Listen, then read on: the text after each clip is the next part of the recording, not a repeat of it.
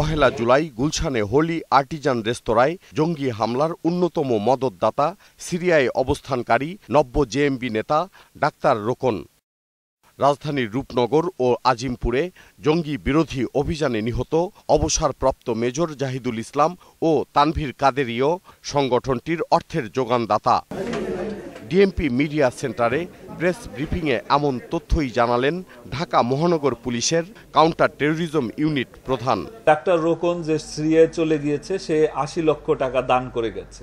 Major Zahid তার retiring benefit সহ যা কিছু পেয়েছে সে এই সংগঠনে দান করে গেছে। তানভীর কাদেরী তার উত্তরার ফ্ল্যাট বিক্রি সহ বিভিন্ন অর্থ তাদের যা সঞ্চয় ছিল সেগুলো দান করে গেছে। বিদেশে থাকা কোনো সদস্যের কাছ থেকেও অর্থ এসেছে। সোমবার রাতে রাজধানীর তেজগাঁও এলাকা থেকে বনানী ও তেজগাঁওয়ের ২টি ডাকাতির ঘটনার সাথে জড়িত সন্দেহে জেএমবির ৭ সদস্যকে গ্রেপ্তারের বিষয়ে এই ব্রিফিংয়ের আয়োজন করে কাউন্টার টেরোরিজম ইউনিট। গ্রেপ্তারকৃতদের হেফাজত থেকে লুণ্ঠনকৃত ৬৭ ভরি স্বর্ণ, ৪টি পিস্তল, 5টি ম্যাগাজিন, 10 রাউন্ড গুলি এবং নগদ ৬ লক্ষ টাকা, চাপাতি, রামদা, 10টা মোবাইল, 4টা ক্যামেরা, একটি মোটরসাইকেলও উদ্ধার করা হয়।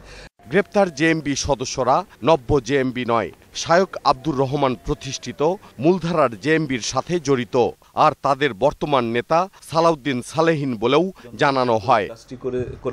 দীপু সারোয়ার, ২১ টেলিভিশন, ঢাকা। বিস্ফোরক দ্রব্য ও সেগুলো